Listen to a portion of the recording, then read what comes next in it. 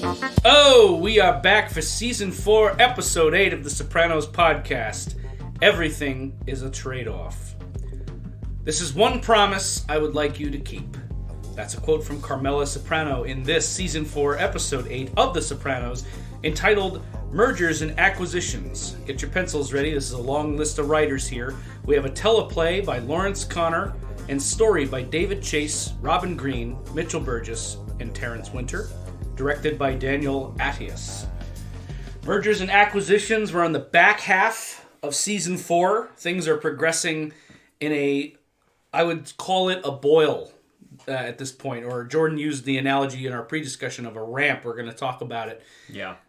Build a ramp up to your ass. Trying to line up and going back to Richie April. But I'm Chris D'Amato. I'm Paul Mancini. I'm Jordan Hugh. We have a special edition this time.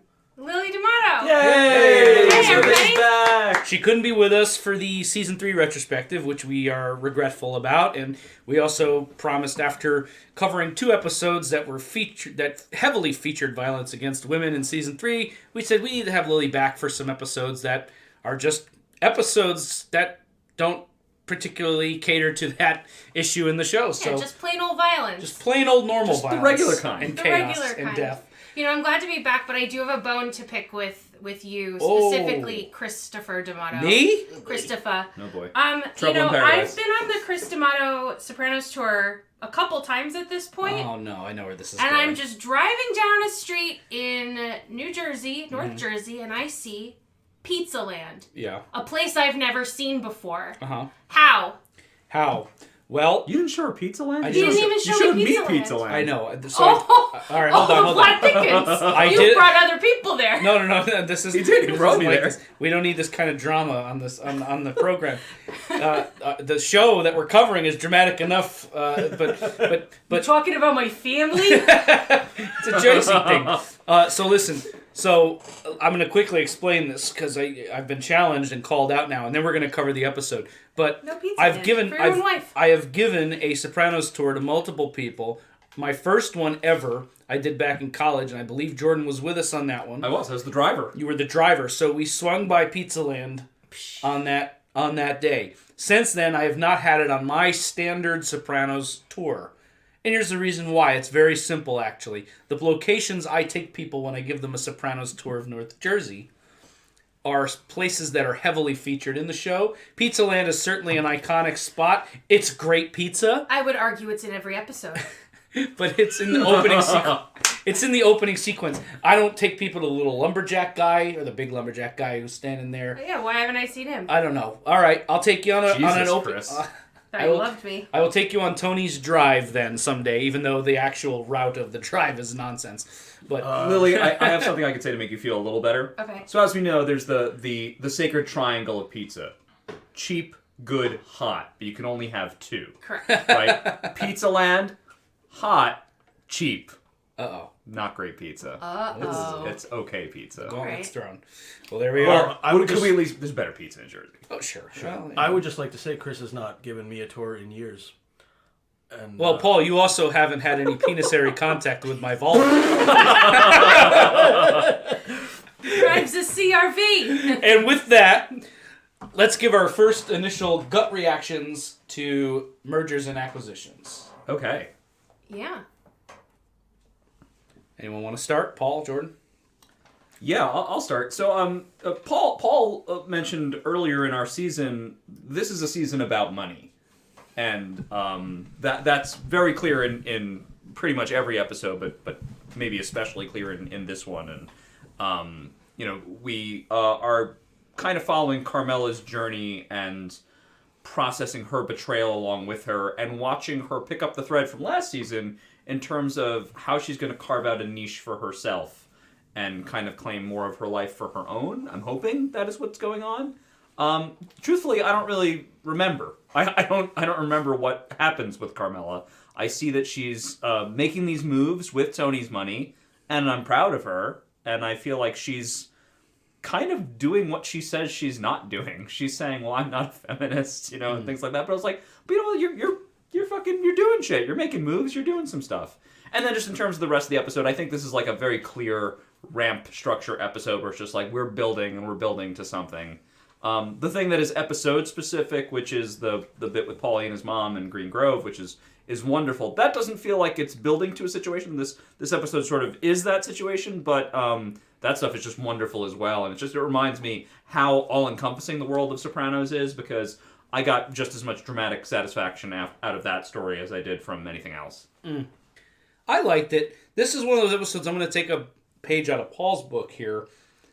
I think back ages ago when I first watched it, I actually didn't care much for this episode. I thought it was a little bit of this might have been one of my words back then, might have been a little bit of a snoozer in the middle of the season that I kind of, you have to get through to get to the good stuff. And watching it now as an adult with a more trained eye and with just more life experience under my belt, it's one of those episodes that really surprised me how much I really did enjoy it. And I love the ramp style. I love watching Carmela. She's just so good, and things. This is a turning point episode for her in a way. She's very, very compelling in this episode. I thought, and in such a quiet way too, where she's really good. And I love the idea where you have you can center the episode around an idea or a theme. I think Rosalie drops the quote, "How much is enough?" All of these characters are searching for something and want more than what they're getting, and assets are being attained, and some of these assets are harmful, and some of them are human beings rather than physical assets like money. But this idea of like possession and who's gaining what, who's merging what, who's taking over this such and such, it was just all over this, and everyone's kind of acquiring new things and shaking up the status quo. So it's a good episode on that level, and obviously the more we get of Nucci Gualtieri, the better. I am Lily and I. Cute. I love Nucci. No complaints So ever cute. about her. So I've always loved this episode, and that's exactly why. I get to see my girl Carmela, who I love throughout everything, kind of find herself, which I like. And I got a lot of Nucci in this episode, and What a babe. She's so cute. I just love her. There's just such an innocence that is just all good intentions, and I love watching Paulie with her. Yeah. It just brings me so much joy. Nucci Gualtieri brings me a lot of joy. Everybody, thank you. Yeah, I mean, I can't do better than that. I love her too, and also it does bring out something in Paulie as well, even when Paulie's doing bad things. Remember how we used to always say, whatever else Tony is, Tony's a good son. Paulie's duty to this mother, who's also way nicer. The other mothers in this show, we're going to get to Cookie Cirillo, good lord. And the other thing about this episode that I'm sure my reaction to it 20 years ago was this is dull. But part of this episode is that Tony's bored. Right. We're going to get back to that big time. You buy a fucking surround sound system to put in an extension of your house, and you fall asleep playing Dark Side of the Moon on it, you're bored. He says he's an 8-year-old. Yep. That's right. I think that's true. That's the other thing about this episode. I'm sure when I first watched it, my main reaction was, this woman is a tedious version of Gloria Trillo. She is, and that's deliberate. Right. Well, Tony has a type. Yes, obviously. Absolutely. Gloria's excitement slowly gave way to danger. This woman's fun quickly gives way to tedium, I'd say. So all this stuff is happening. It's all deliberate. It's weird. It's a little different for a Sopranos episode. It's different for a Sopranos episode to have such a financy name. That's not the way these guys talk, but it is what they're doing. The difficulty of merger, the difficulty of acquisition. It's got a slow burn. It's really funny at times. But in our pre-show discussion, we were discussing some of the stuff that's dark in it, too. Yeah. Mm-hmm. Well, here's what I want to say about the money note in Season 4. And I was thinking a lot about this because money can be boring to a lot of people. Some people like it. Some people don't. As just a matter of personal interest, I do casually, I say very casually, this is not like a serious academic pursuit, but I casually study economics just as a matter of personal interest. I'll pick up a book on something that is new, or I have like a couple economics books on my politics shelf.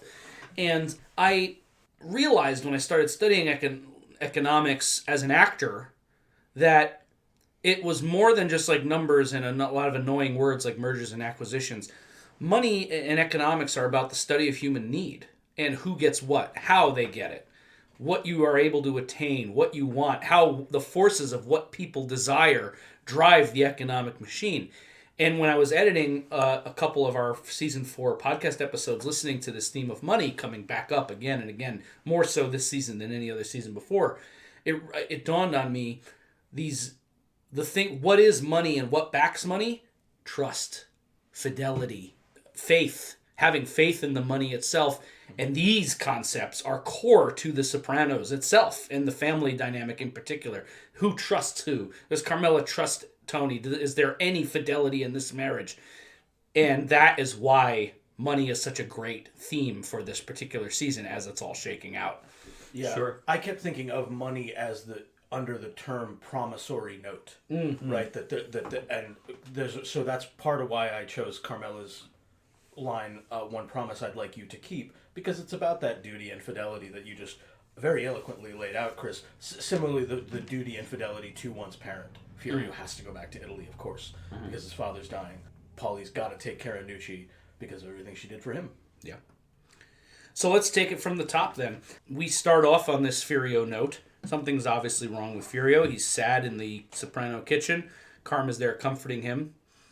Good writing. You got to go out the door you came in. Starts and ends with Carmela making coffee for her guys. Love that. He's going to Italy. The Furio gets the nice version of that coffee. He gets the right? comforting So, you want version, some, that's some sweet, full-bodied coffee, and I think Tony wants like decaf at the end of the episode. Decaf! Gross. What the hell? That's true. Yeah. Furio mentions possibility of immigration issues. Immigration, they make problems. Maybe Tony can look into that. His father has cancer. It's all over his body. And Carmela and Tony play the scene really oppositely in terms of like how they react to Furio, because Carmela could not be more concerned and involved because, of course, she loves Furio. Tony is almost dismissive of Furio's anguish and kind of half offers him some money. Yeah, like, oh, you in the need some middle money? of his... And he like withdrew it as he was offering it. Right. The first half-assed acquisition, like, I'll pay you to go away and stop talking about death. Yeah. Right. Yeah. Right? Well, it's sad. Furio's like talking about his father's cancer, and it's very brief because he has to be careful and he knows this, but there's a look of disdain from Furio when he was talking about his father's cancer, and Tony's just like, "Do you need any money?" Cuts him off as if it's a way to say enough. I don't want to hear any more of that. Want to hear it? Yeah, actually, it was the first time I had thought objectively about Tony and Furio's relationship, because I've always just kept it very simple with them. I was just like, Tony really likes Furio, he's really efficient, he's scary, what's not to like? But I never really considered things from Furio's perspective of being like, he probably doesn't like Tony very much. Well, like, what's to like? Well, but also, Tony interrupted his conversation with Carmela. Right. Mm-hmm. The irony of it, too, is that we've talked about this. Furio is what Tony wishes he could be, the strong, silent type. And, of course, the strong, silent type would find someone like Tony a decadent, annoying hypocrite, right? Mm-hmm. So, all of this depth that we can pull out of this scene is from a scene that is a minute long. Yeah. By the way, that it's just that well written and well acted. And also, like, the build-up has been so good to this point. Like, you're just able to drop in on these plots and, like, have so much fullness behind them already. Yeah. Yep. Cut to the next scene. Paulie is driving Tony. Oh, God. He's being very neurotic about colostomy bags, asking if Furio's old man will need one. His mom maybe needs to get one. You can see on his face how much that idea disgusts him. And again, Tony, no sentiment here. For fuck's sake, Paulie, everybody's going to get old and die. I love the moment of silence after that, and then Paulie says, "Am I driving you tomorrow, too?" No, I'll drive myself. So this is letting us know that Paulie is he's back. He came out of jail, I think, in the previous episode. And this is the official return of Tony Sirico to the show now, right? Because his back problems in real life are over, right? Yep. And I hope the back half of season 4 is more Paulie heavy because I've missed him. Yeah. And we kind of pick up where we left off at the end of season 3. He was trying to situate his mother at Green Grove. Maybe there was that hiccup with him out of town. On vacation. And now he's got her situated there. And He's playing golf with Neil Mink in the next scene. We get a sense that Tony is laying back again. We've seen this before. But weirdly, the show hasn't really touched on it much since season 2, which is when Mink first gives him that advice to get himself out of the front of the operation. Yeah. Of course, we've touched on this plot line, right? He wants Christopher to start running things. He sees him as the future of the family, which should make all of us very frightened, right? And this episode, of course, deals with what we were just talking about before, which is that when Tony backs off of his business, he becomes bored. And when Tony gets bored, really bad stuff happens. Yep. And maybe I'm reading into it. Maybe there's more incentives than I'm understanding about this, but I almost saw a little pause in Mink when Tony was mentioning him only giving orders through Christopher. I think as a lawyer, he's got to be thinking, yes, obviously, we want to keep Tony out of trouble. He's paying me a retainer. I'm looking out for him. And I don't think Mink necessarily wants anything bad to happen to Tony, but there must be a part of him that thinks someday there's going to be a RICO trial, and I'm going to make a lot of money off of that. So I think there's a part of him. All the lawyers representing these guys know that. Yeah, so I think a part of him when he hears, oh, he's giving orders through the drug addict nephew, good. Very good, Tony. Yeah. Well, listen, as it's been said many times on the show and on this podcast, these guys only get out two ways. Yeah. Right? They die or they go to jail. That's it. And if you don't do either, you get what is Junior's situation of maybe aging into, poor health and a loss of dignity. Yeah. Good point. Another thing about this episode, again, dealing with, I wouldn't say it's boring, I think I would have 20 years ago, but dealing with boredom, instead of these long drawn-out scenes, it's often short scenes that frustratingly don't add up, or for the characters, they're not moving. Here, Tony is enjoying being a guy who can play golf, I guess, more than I never understood golf. But he's also physically out of place, like he did not dress for this. He dressed for a meeting at Bada Bing. He's in like black pants and his bomber jacket, a leather jacket on like a hot day. So this isn't adding up. I'm like, what is he doing? Yeah. And then another scene that doesn't necessarily have interconnectedness. It's just you then find him at the house and he's installing a stereo system because that's another acquisition. Americans love to buy stuff to make themselves happy, and it goes nowhere. Yeah. In keeping with what he's telling Mink, Tony's got some kind of deal going on in Perth Amboy, which geographically, if you don't know where Perth Amboy is, it's I like to call. I don't know if this area has an official name, but if you look at the state of New Jersey, it kind of like cricks in the middle. There's like a bend, right in the middle of that bend, towards the water is a town called Perth Amboy. So that when Tony's talking about that, that's where that is. I call it like the neck of New Jersey because it's like if the top half of New Jersey is the head, that little bending area is the neck. So he's got something going on there. I admit I wasn't like particularly compelled or closely following whatever he has going on there, but the point is whatever it is, he's trying to delegate it to Chris and Silvio. And Chris, like this is a very funny comedic beat where Chris needs to write some details down, can't find any paper, starts writing it on the pillowcase in Sharpie, and then Adriana comes in like, the fuck? I really enjoyed that. Lily and I had a good laugh watching that. And yeah, this is a sight we've seen before and we'll see again this episode. Tony bored at the mall. God, he looks miserable. And it's such a fun thing about life in a way to reflect on this, that I get bored in a mall because I can't afford anything, and after like a while of walking around, it's like, well, all of this expensive shit around me I can't get. It's just like a rich guy can be bored in a mall because he doesn't need anything. What an interesting commentary. There's no juice. It's what Jordan mentioned it when we watched House Arrest in season 2, and this is kind of a sister episode to it. You're waiting for something to happen. What's going on at the mall? You're reading like the Star Ledger. Yeah. From today, get a coffee. Mm-hmm.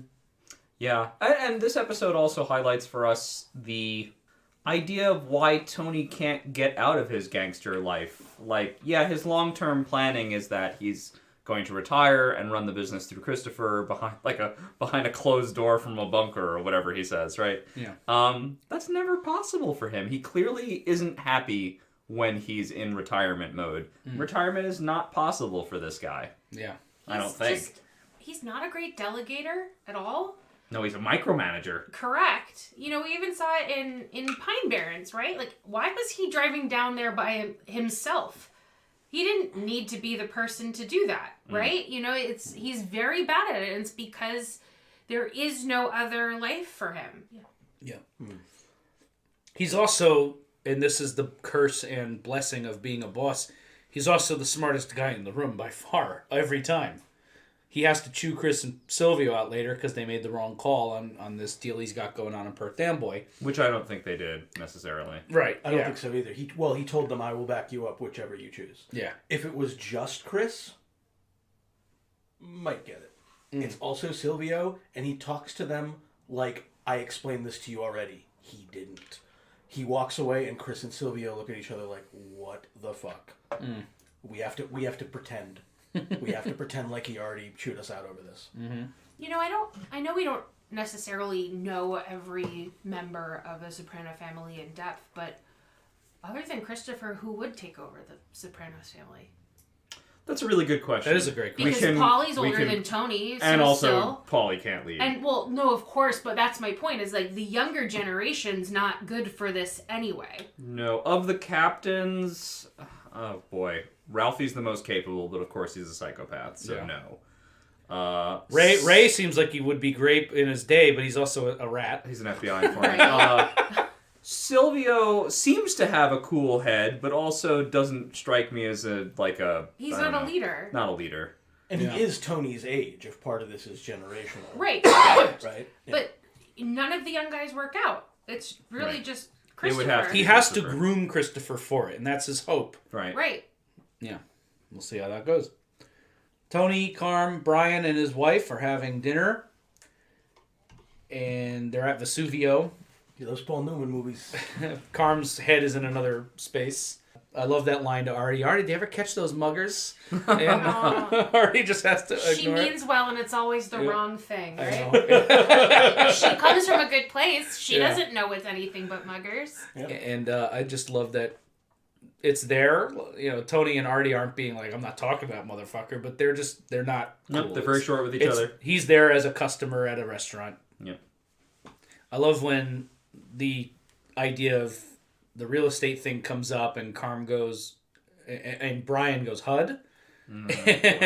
Which we discussed in depth last time, and just what a gross scheme that is. Gross scheme. She corrects to, no, Frelinghuysen Avenue, and you realize that point, like, Carmela is so many pages behind where the plots are for Tony. He's hidden just everything. Yeah. And they give her this, some brief financial jargon that's not really what she's looking for. Right. She's looking for the communication about what's happening. If I were to write a new mob show tomorrow, and there's a scene where the guys are talking business and the wives are kind of kept out of it and behind the loop, it would be sad and frustrating for the wife character on that level, just as on the surface.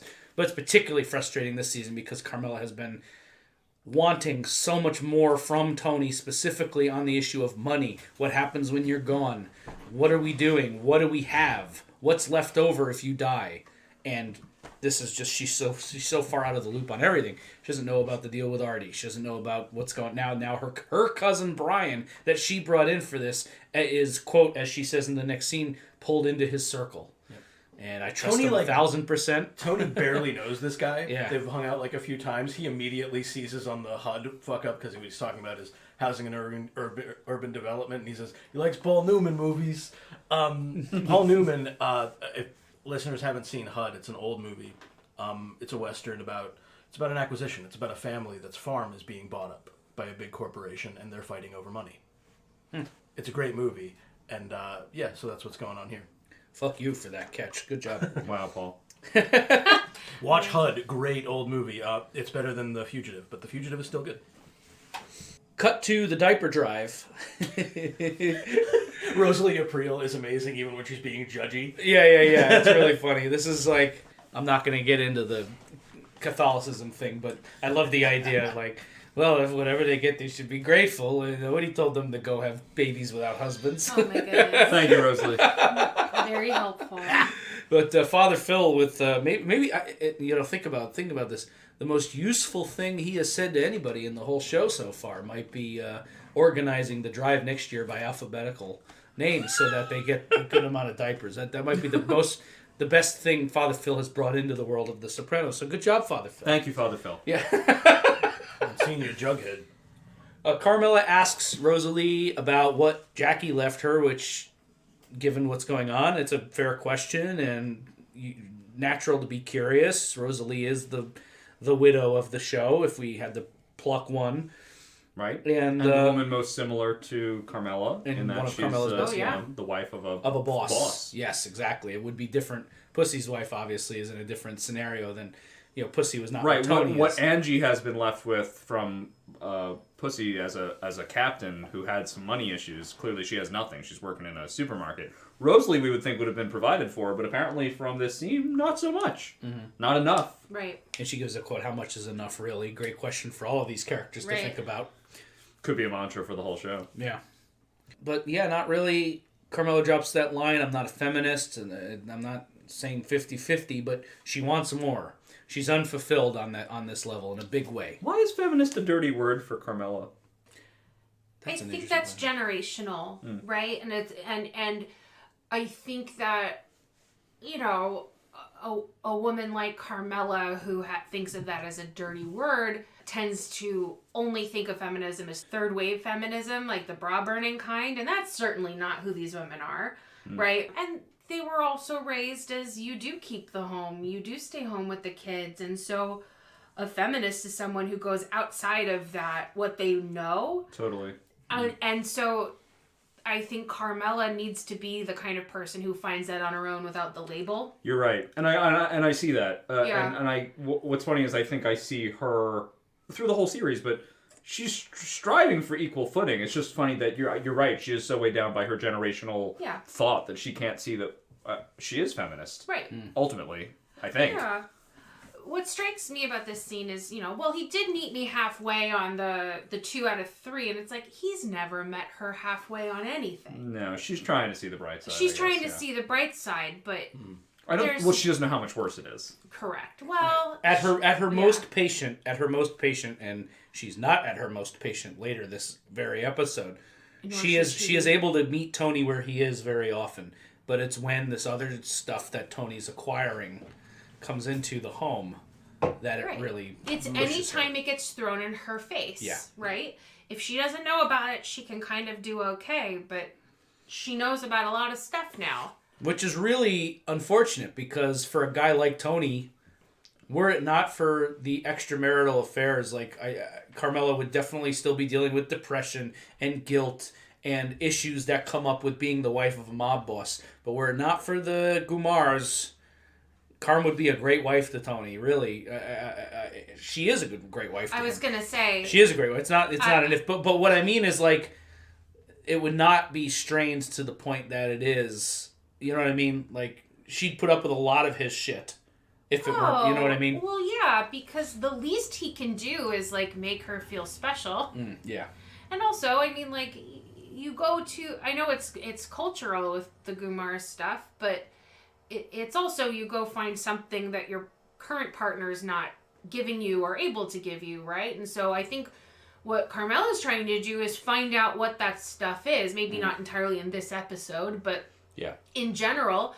And we even see it with the pranking, right? Like, she'd play with him. It's just not that way. That's not her, Mm-hmm. I think you guys are so right. This is a fascinating discussion to just hear, by the way. But, like, take the first few minutes of this episode. It's in the kitchen. Certainly Carmela's domain in the house. She knows that shit, and she can cook like nobody's business. And she's tending to Fiorio. Fiorio is a foreigner. He speaks the language fairly well. He is respectful. He is demure in that kitchen, even as he clearly is intensely interested in her. Tony walks through that kitchen like it is the kitchen of a restaurant that he owns and she works in. That's kind of like how he relates to her. So it's she needs something else. Well, we were talking about at the beginning. Money is about human need, and Carmela's needs can be enigmatic, but that's partly because they're not tended to. Yeah. Well, and Tony's not a person who's ever good with enough, quote unquote, right? Because when he has enough, he looks for more. He'll never be satisfied. That's exactly right. And so that's why, like, he'll never be able to meet Carmela halfway, because he'll never find a half that he's happy with. Correct. Yeah. Nope. Next scene at the stable. Pai oh my. I just want to put little notes in this next exchange between Tony and Ralph for a later discussion. But Pai oh my is a little colicky. Tony and Ralph they're hugging. They're the best they've been in a long time, Tony and Ralph. They're making money together. Ralph hasn't been particularly volatile lately. They're hugging. Pyomai mentions the horse, the colicky. Ugh, what's this costing us? Line from Ralph. I just want to put a little note on that for later. This is the happiest I've seen Tony in this episode. Yeah. When he's with the horse. Yeah, he's around animals. He loves this horse. Yeah. He loves this horse. Valentina. We meet Valentina La Paz. New character here. Ralph's dating her. And the shorthand on the show is so good that the second you see her, you know it's a problem. Yeah. Before any words are spoken, you're like, Tony wants And then her. you hear her last name, La Paz, as if there's going to be any peace in this episode. Yes. Between them, or she's Yes. going to help with any of that. Oh, Yeah. Nice work, Lily. That's awesome. I hadn't thought about it at all. Cuban and Italian, you're a dangerous combination, right? Yeah. But La Paz is the peace? Yeah. Nope.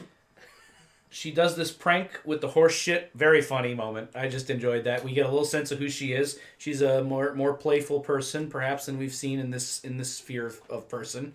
This is a season in a world, let's not forget, where a joke can almost get people killed. So. Well, and there it is. The first conjuring of the memory of Tracy, being that you'd better be careful. You have to make sure that this guy has a sense of humor, or whatever that line is. I'm paraphrasing, but yeah. Yeah. And Ralphie finishes by saying, "Why aren't all you going around stepping in horse shit? It's got to be an accident. Fucking sick, all he is." So that's interesting. We'll stay with that. Yeah. Yeah. And then when she talks to Tony, I find this character very tedious, frankly. I think that's deliberate. I don't even think Tony's hesitating about getting together with her is about her. It's more about himself. It's more about his distaste for Ralphie. But there's something interesting and intuitive here. She seems to ask Tony, perhaps knowing the answer, having any fun yourself? Tony says, "What, are you taking a survey?" But he's not having any fun, even though he ostensibly should be. Oh, how's the life of leisure? It's fucking boring. Yeah. The only joy I can get is coming to see this horse. And now he meets this woman. There's flirty vibes right away between them. I mean, that's not even... The second Ralph is out of the room, I see her questions and demeanor toward him as very flirtatious. Sure. Oh, she is thirsty in this scene. Yeah. She knows. Exactly. Are you having any fun? Yeah. Come on. What else? What could the subtext be? It's so subtle. I thought she meant, like, are you going to Six Flags or anything with your family soon? But maybe I'm just too innocent for this show. I would love to see Tony at Six Flags. Imagine him riding a roller coaster. Oh, why does that make me happy? Anyway. I want him, Paulie, and Syl on a roller coaster. Oh my god, the fucking photo is that. Okay. Wow, that makes me so happy. The fuck, Paulie? You gonna go on the ride or not? I want to instantly Photoshop that. Wow, that's amazing. If any of our listeners are good with Photoshop, please somehow put, like, Paul, Syl, and Tony in a roller coaster cart together. Guys, we are counting on you. Somebody send us that, and we will feature it on all our pages and make the biggest deal out of it. Thank you. Anyway, I love Ralph's line, "Fucko, where's the hose?" Any interest in art? Wink, wink. Cuban, Italian. And then we cut to Green Grove. Anything comes up, emergency, you just push this button. Which one? The one I'm showing you. I don't know why that makes me laugh so much. It's hilarious. You guys did miss a big part before we go into the next. No, please. Right? Catch Ralph comes back from the hose and lays a big kiss on her like, Yeah. Oh, yeah. He knows what can happen if Tony's alone. Yeah. Right? Yeah, This is mine. That haunts Tony's memory later, yeah. And we're also dealing with that with Pyomai too, right? This is mine. Yeah. Very good. Thank you. What is that fucking buzzing? It's driving me nuts.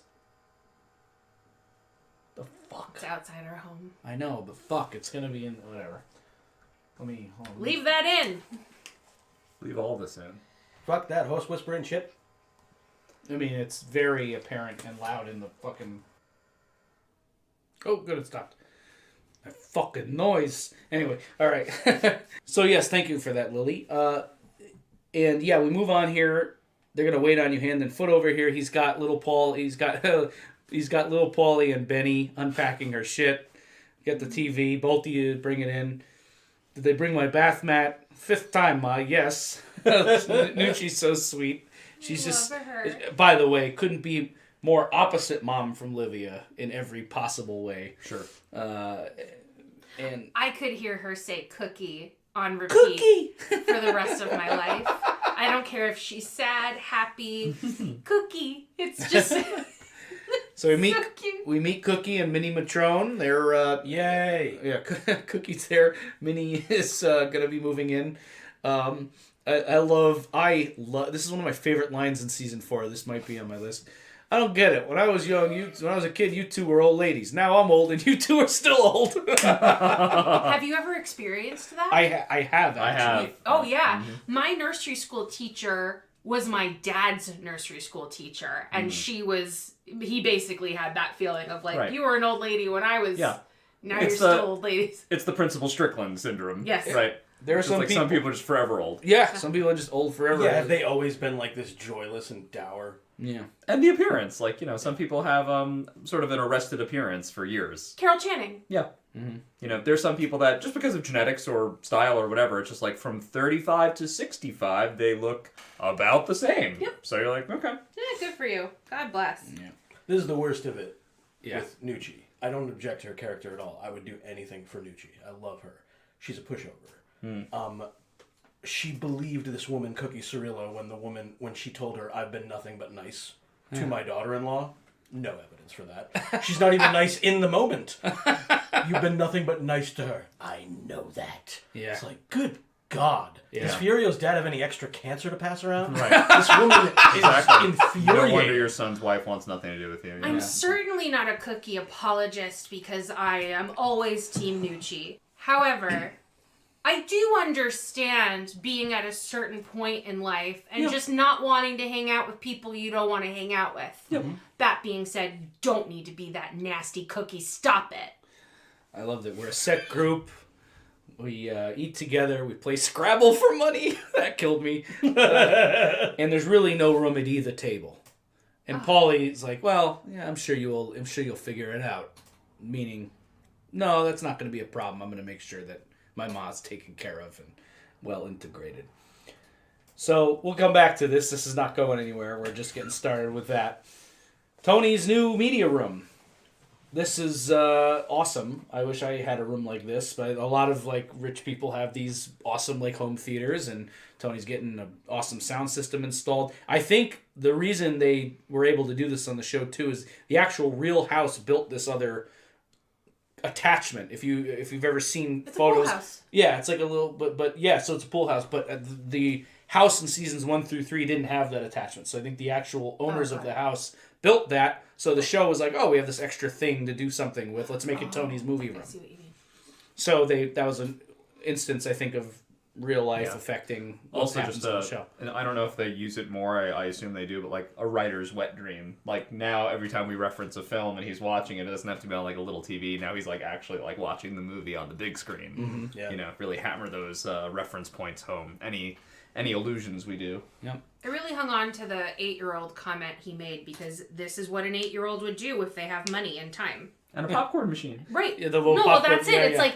like, when I'm big and I have money, I'm going to build a movie theater inside my house with a very own popcorn machine, and I can watch movies whenever I want. It's like, woof, man. Like, not that saying that, like, by building a movie theater in your home, you're an 8-year-old. It's just like this one, falling asleep with crumbs all over you. It's like, he's a bored 8-year-old on summer vacation with no summer camp or anything to do. And so he's searching for all of these things. Sure. None of which will actually make him less bored. Tony and Carmela can't hear each other, can't communicate over the sound of the music, but they pretend they do. Doesn't take a genius to figure that metaphor out. Cute to say they can't communicate, as if he could have just turned that down for a second and said, Time you I'm want me to sorry, wake sweetie, you up." I didn't hear you. Yeah, she says she's going Couldn't out. possibly communicate that way, yes. Yeah, she's going out, and he's like, "What time do you want me to wake you up?" They have no, and then she says a follow up to that, and he's just like, "Oh, okay, yeah." Like they didn't hear a word the other said. See ya. This is another acquisition, ostensibly, he says, for the whole family. Yep. But Carmela wasn't involved in this. As Lily said, this was like, presumably, a kind of quick, immature buy. I mean, come on. Toy for him. He can do What whatever he wants. fantasy world is the Soprano family watching a movie together? He and Carmela are not in the best of terms right now. AJ is at the age where he wants nothing to do with either of them. He wants to get away from them as fast as possible. Right. Meadow's going to come from Colombia. Come on. Well, but even before that, did they, other than around a dinner table, did the four of them ever sit down together? Very rarely. Yeah. Very, The four very of rarely. them? Like, I can think of Tony and AJ on the couch. I can think of, I can't think of a time previously that all four of them would sit down without food. Yeah, Right. they weren't going to watch The Matrix together. So he's brushing off popcorn. He gets up for another bowl. He's bored as fuck. And The Fugitive is on. The Fugitive is Joey on. Pants is in. Oh yeah, Yeah. that's Oh, right. that Oh is my funny. god, yeah. Oh, that is cute. weird. There's no scenes with him in it there, but yeah. So he's bored, reaches in the pocket. Not the first time he's gonna look at this card, Valentina. She is purposely a shade of Gloria Trillo in like every way, isn't she? Oh, yeah. Yep. Like not only in appearance or like her sort of sensuality, but also just that. I mean, she's an art dealer. Is that really so different from being a luxury car salesman? No, she's like, a salesperson. right, If you're a good it's- salesperson, you can sell anything. Right, it's the same thing.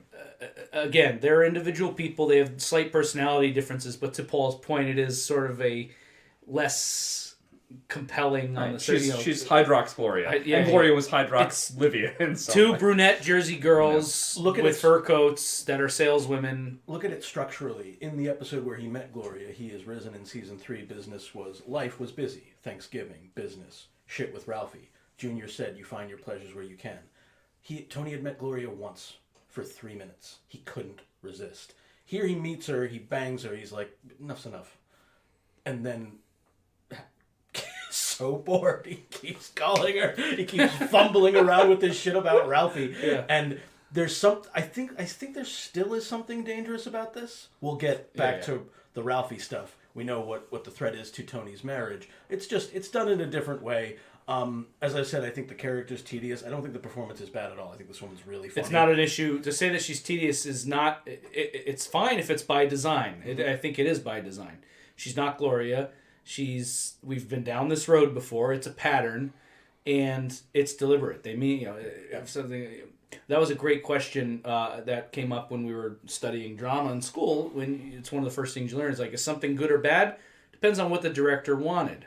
If you leave The Godfather laughing every 3 minutes like you're watching a slapstick, somebody did something wrong. That's bad. But if you watch a different movie that is a slapstick comedy and you're laughing, well, that's good, right? So what was the intent of the creator? And I think great performance, great writing, no complaint. That's to say she's a more tedious Gloria. I like that word for her. So I wasn't charmed by her. I was charmed by Gloria, if that makes sense. And that has nothing to do with the skill of the actress or the writers. The threat to Tony's marriage was literally Gloria finding a way to get time alone with Carmela. Huge red flag, huge danger zone. Here, Carmela finds one of her gaudy, stupid fingernails. It's like, humiliating. Yeah. Humiliating. Yep. He's getting Pyomai painted. Takes him to this artist. What about this deadbeat? Anyway, we can crop him out. You can go with the pastoral, whatever. I don't know about all that, but leave me in, crop this guy out. So Also, probably more than a little intentional, but like he splurged on his home movie theater. It's $6,500 to get this horse painting. He does anything he wants with money, and he just keeps those purse strings so tight on Carmela when she wants an investment cash.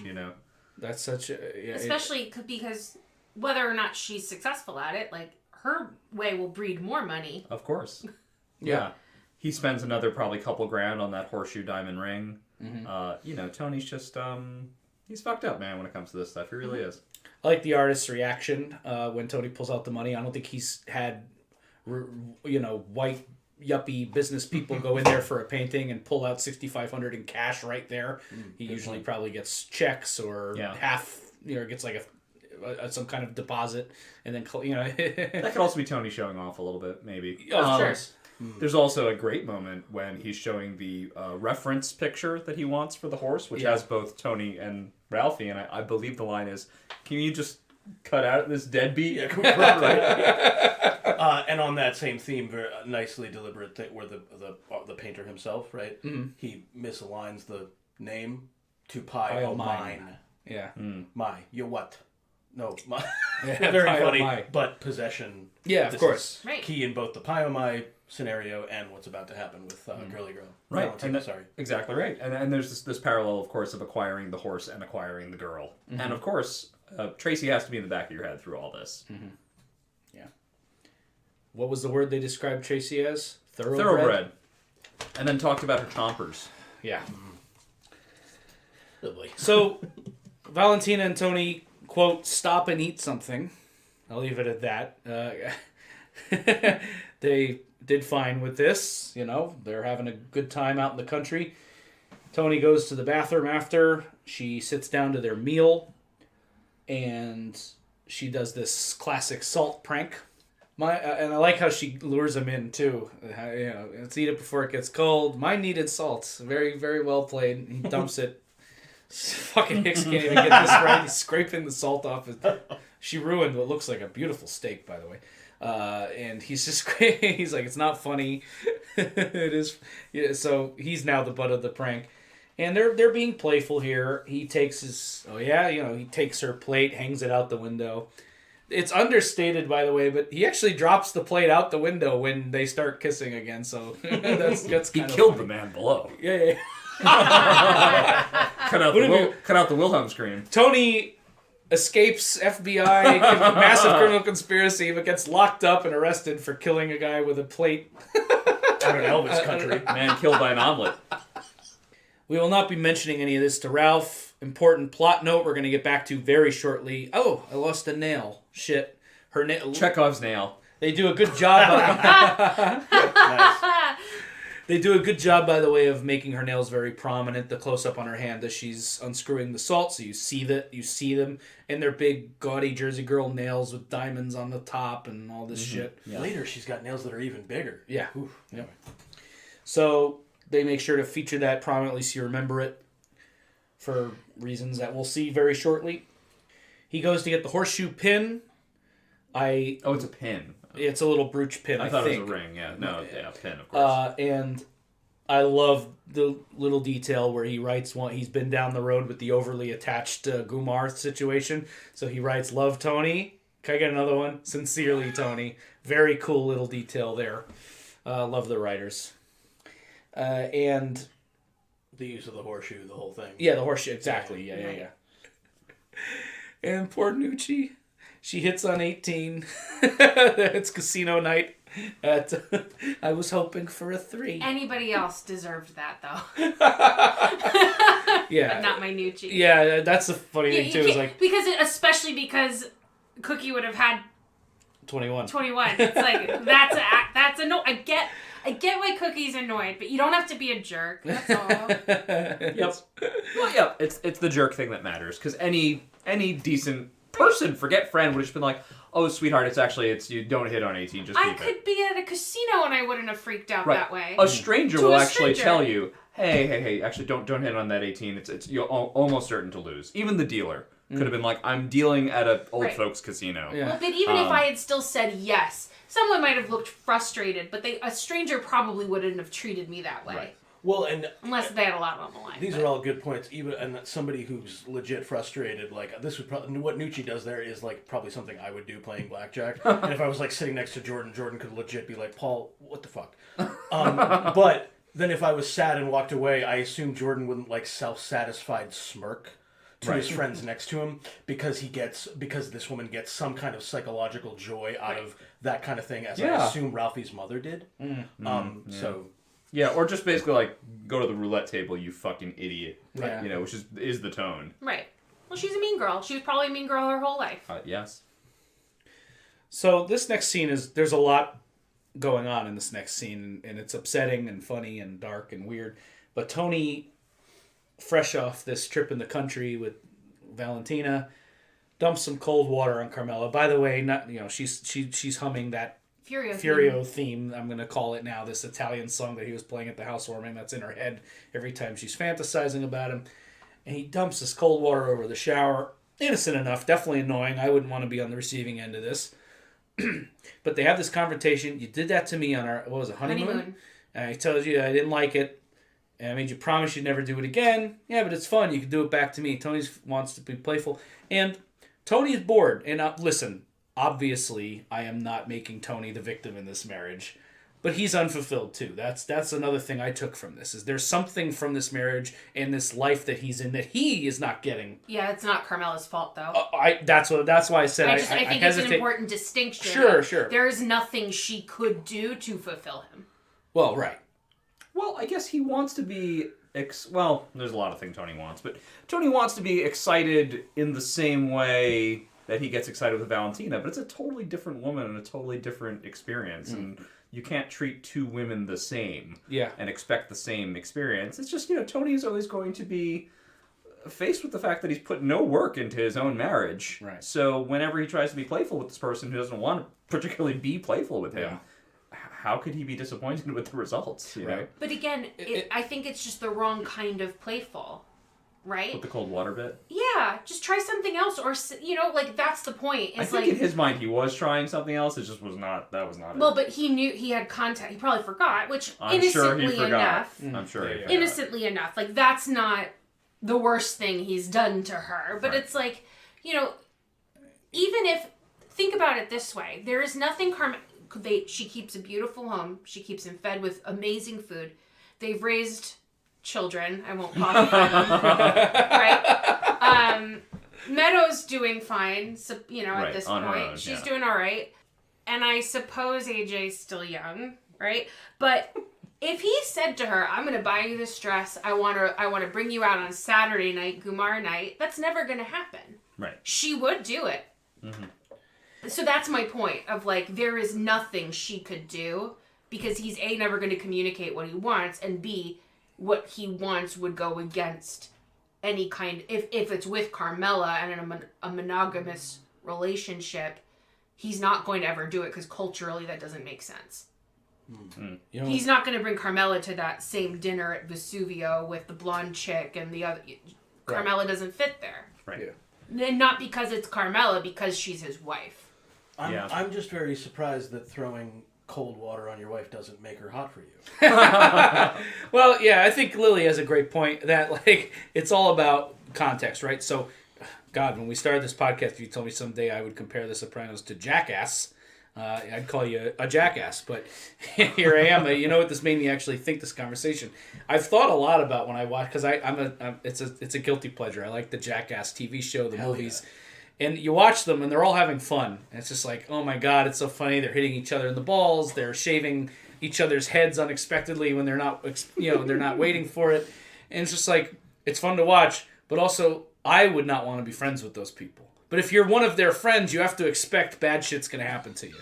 Because that's the culture of that group of... It's like, I'm hanging out with Johnny Knoxville and Bam Margera. So I'm going to get hit in the nuts. What are you saying? But what I'm saying is, I would not expect one of you guys in this room, as much fun as we're having hanging out today, to smack me in the nuts, to run a razor up the side of my head. And we don't have that kind of pranky relationship. Mm-hmm. People have that. But what I guess my point is, Lily was right in saying that what works for some does not work for others, and Carmela does not appreciate this. Oh, I agree. He can't treat the two women the same and expect the same result. They're not the same woman, it's not the same situation. Exactly. Also, overall, a lot of, I think, good fights depicted between couples who are having trouble of various kinds, it starts off so frivolous and goes pretty quickly to actually kind of the crux of a problem. I think, which is in large part why I chose Carmela's quote as our quote. This is one promise I would like you to keep. What a brutal line for such a frivolous, dumb thing, right? Yeah. That's a brutal line.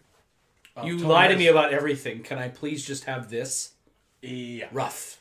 Tony has no response except shrugging it off, whatever. Well, because that's her emotional temperature. That's how tense she is about that. Right. This is where she's at. He doesn't realize it. Yeah. Do you know what I mean? Yeah. Or doesn't care. I'm glad we talked this over. I feel a lot better. Paulie visits Bergen North High School to see this guy Chucky. I was thinking about Jordan this whole scene. Me too, actually. Let me ask you this as an educator, Jordan. First, before we get into the actual content of the scene. Sure.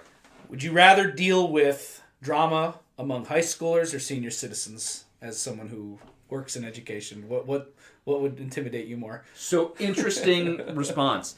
High schoolers, of course, but what you learn from dealing with the high school kids, behavioral issues, which we deal with multiple times per week, and all that stuff. And I work in like quote unquote like nice school.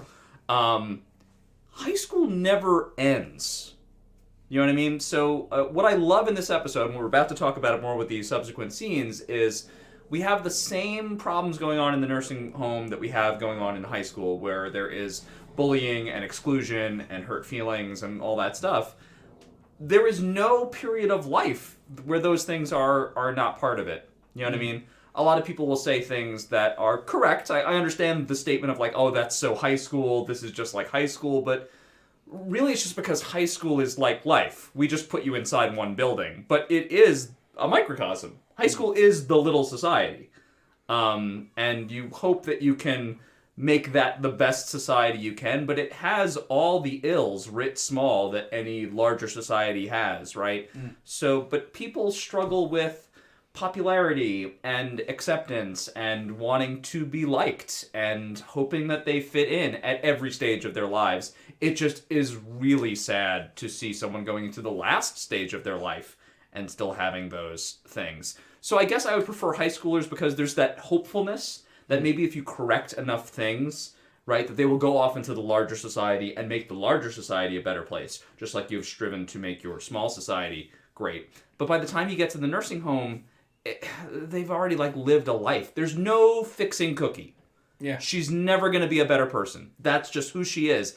And the principal kind of says that. No. You know, Yeah, these old gals he's not really trying to be a jerk. He's kind of saying like, how much am I going to change this 90-year-old woman? I hope things are better for Nucci by the end of this episode, but in reality, it's probably going to be still really difficult. Short answer, too late, right? Yeah. High schoolers, always. Because you try to get them to see the trajectory of this. When you're trying to talk to someone like Cookie, it's like, I'm at the end. I'm done. There's no trajectory. This is it. Yeah. Right.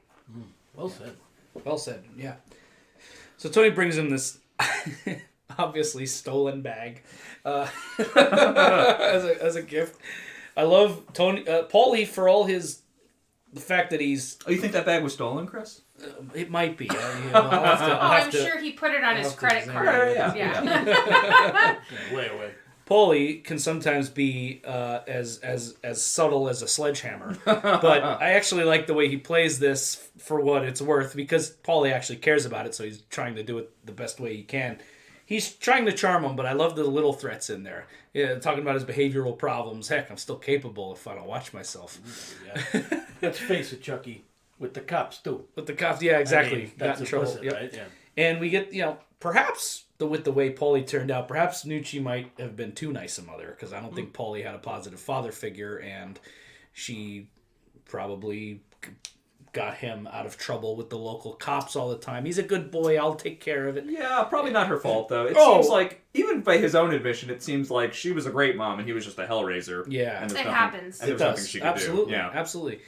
But there's something sweet about this sociopath trying to make life better for his mom. I just. Well, this is the whole reason why this show works in the first place. Yeah. This was the original formula. Right. Yeah. Right? Yeah, exactly. So they don't really come to any conclusions. Whatever you can do, Paulie says. They shake hands. Chucky is smart enough. You don't become principal at a high school like that if you don't have some brains. And I wish you all could have seen Jordan's face when I said that. Anyway. I've worked with some. Let's just move on. Well, yeah, we won't go down. We won't go there. But so he gets. The point is, he gets Paulie's threat, and he is not certain he can do anything. But Paulie made the point, and we'll come back to this. Isn't he scared of his mother too? Yeah. I mean, he doesn't like he. They're banking on him. Most being Italian more, boys are. Oh, Yeah. Cirillo? Yeah. Oh, yeah, I'd be terrified of Cookie. Jesus. Yeah, Yeah. the gangsters are banking on him being more afraid of like more limbs getting busted up, which he smartly is, and his wife smartly is. But yeah, he can't even look at his mother in that last scene. Next scene, Carm finds the fingernail. Rough. She throws the shirt. She's upset. Great Carmela acting here in this very short moment. Not what she wanted to see. Not that there's ever a good time to find your husband's mistress's fingernail in his clothes, but worst possible time for it to happen as well. Well, not only that, I mean, it's deeper than that, too. Now, Carmela doesn't know that he knew she lost a nail while they were doing it. But that just shows how careless he is. Because if he cared that she would find out, they would have found that nail in the room. But they didn't, right? He wasn't scared even a little bit she'd find out. Which is made extremely clear by her finding it, whether she knows they knew or not. Because he's always been a little more careful. She found out about Irina because she called the house. Right? He's always been pretty careful. And he's at a point where he clearly doesn't even care. Or he's so arrogant he thinks she couldn't find out. But I just don't think he cares. Yeah. The humiliation... the assumption that she's stupid, that she's not going to be able to. She has unraveled much better executed conspiracies than this. So. And the deliberate of the nail, right? By looking at that nail, you know she's young. You know she's got a different kind of taste. I wish we could all see. Right? Face It's a right very now. a very specific kind of woman has nails like those, and Carmela is not that woman. Yeah. Long nails, fake nails, sure, but not like that. You'll never see Carmela with nails like that. Or anybody Carmela's friends with. Again, maybe fake, maybe dolled up, but not like that. Yeah. Nails like that are cheap. Cut to this scene at a restaurant. The boys are out with the Gumars. Tony's still messing around with Miss Reykjavik over there. Yeah, the thin blonde that he's seen. I completely forgot about her. They've been getting together. It seems like they work something out with the schedule. We're So even then, Valentina's like a Gumar on top of a Gumar. Oh, yeah, So he's piling them up. Tony. Tony's Get it together. Yeah, this is bad news. I mean, he's juggling them like it's unbelievable. Patsy and his Gumar, a very funny exchange. 15 years of Chicken Mario. Chris, what are you giving me a hard time for? I love that at this point, his Gumar is like another wife for him. Yeah, exactly. 15 years of Chicken Mario. Yeah, exactly. Jesus. A lot of stuff getting old. Yes. Yeah. I want a steak.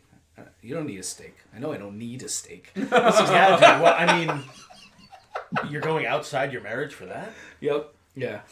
Ralph shows up with Valentina. Maybe this was planned, maybe it wasn't, but he says hi, he's not with the group. And you're the one that pulled that horse shit stunt, Chris says, nice line. I guess that story got around. Ralph Steff did horse shit.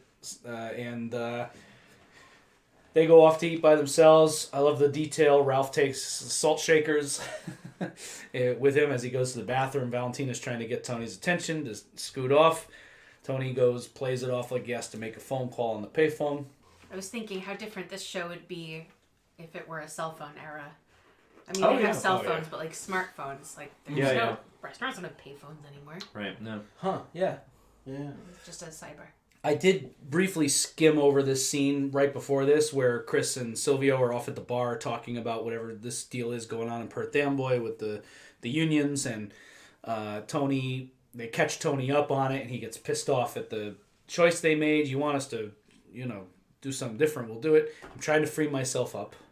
He's trying to step back, but he's not. He has to micromanage and get involved and make the decisions and make them feel stupid. Yeah, I'm trying to free myself up to think globally about nothing global at all. In fact, just, about just fucking another woman. Just, thinking globally. Okay. Yeah.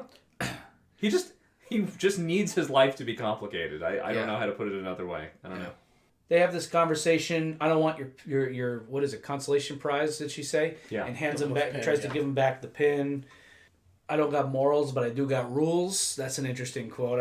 Some Dago Macho bullshit about you don't fuck your friend's girlfriend? Yeah, that. His delivery on that line is murder. Yeah. When Gandolfini says, yeah, that, I'm dead on the floor laughing. And she's already very attached to him. We've seen this happen before. Tony has a knack of making women attached to him very quickly. Well, it's the kind of women that he is attracted to. Yeah, good point. I think it's a later beat, but when she says, I'm not going to say I love you, I always say that too. I'm like, don't say anything like that to this man.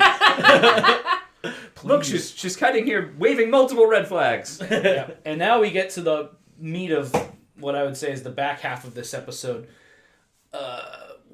When it comes to Tony and Valentina, I don't want to be where Ralph Cifaretto has been. A one-time thing is one thing, but to get into a relationship.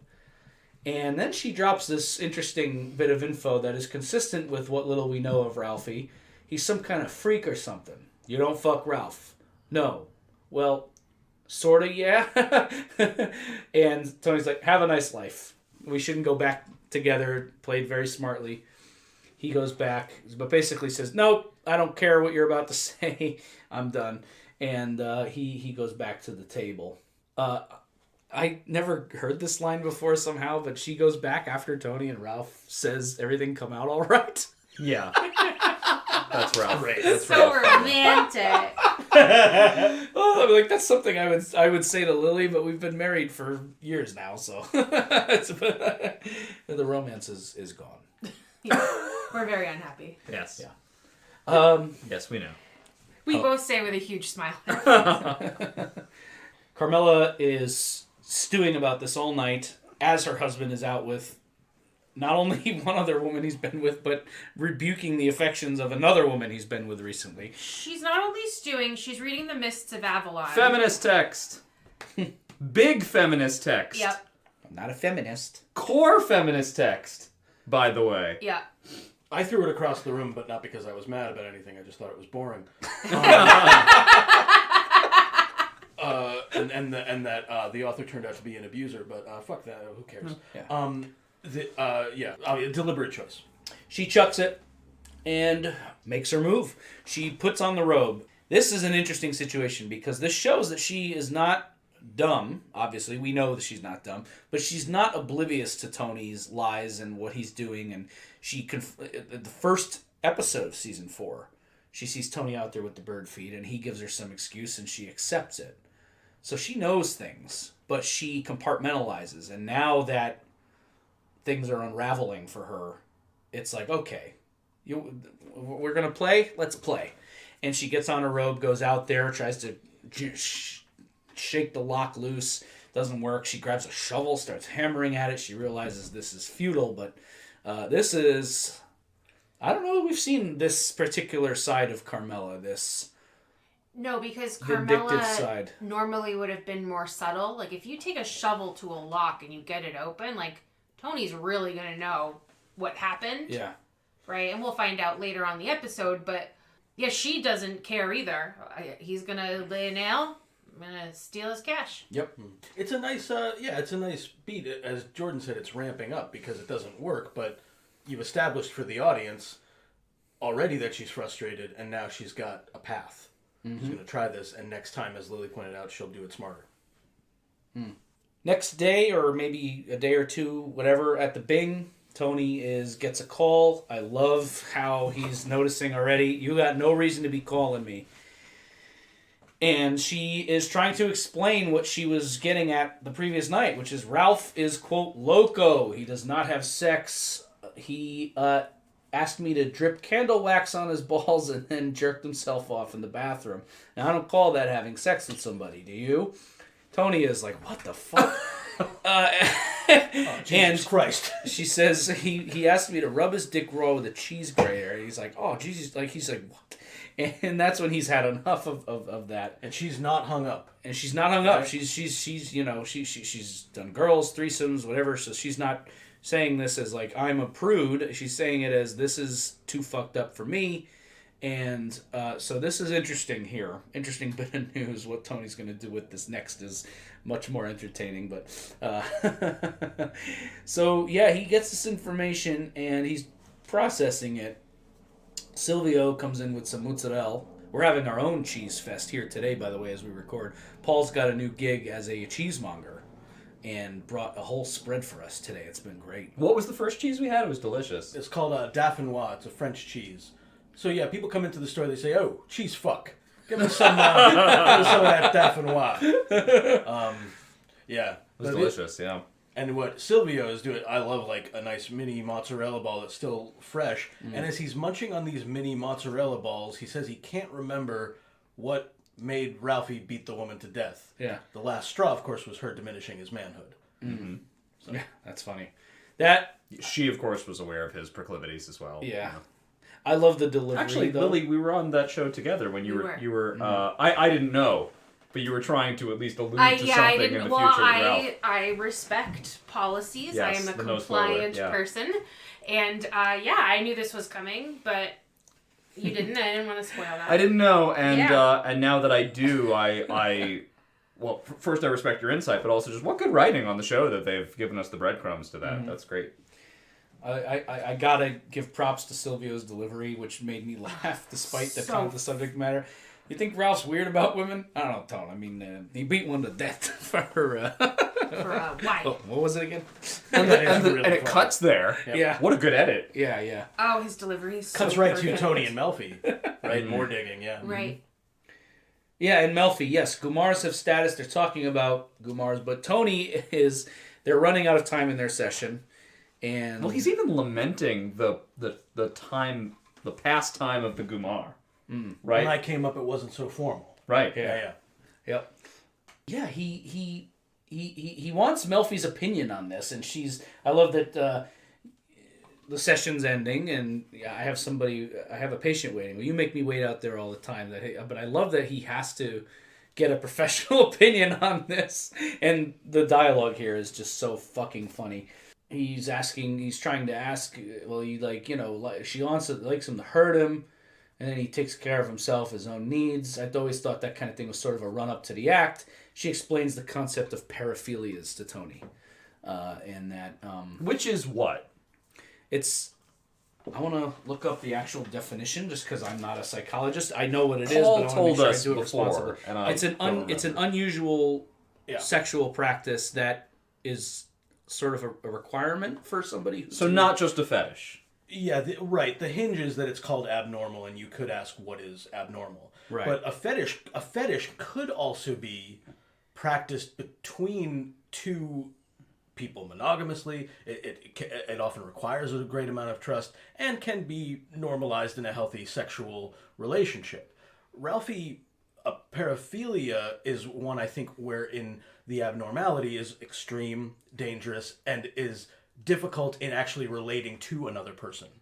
I just want to hold Paul accountable for what he says. Okay. The definition is a condition characterized by abnormal sexual desires, typically involving extreme or dangerous activities. Holy you nailed shit, it! Paul. Wow, very good. Wow. Final Jeopardy. Yeah. Nice job knowing about that. I am very strange with sex. No, You think Paul... Hey, guys, you think Paul's weird about women? I don't know, Chris. He brought us that cheese. So where did it come from? That's a great way to get a woman. I don't know. Bring her some...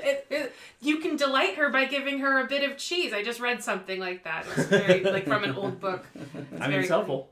I mean, I would be delighted. And I was delighted. So she brings up this concept of paraphilias and says that, like most things, we believe it's rooted in childhood. We can talk about this next week. Just a second. He continues pressing. He has to know specifically...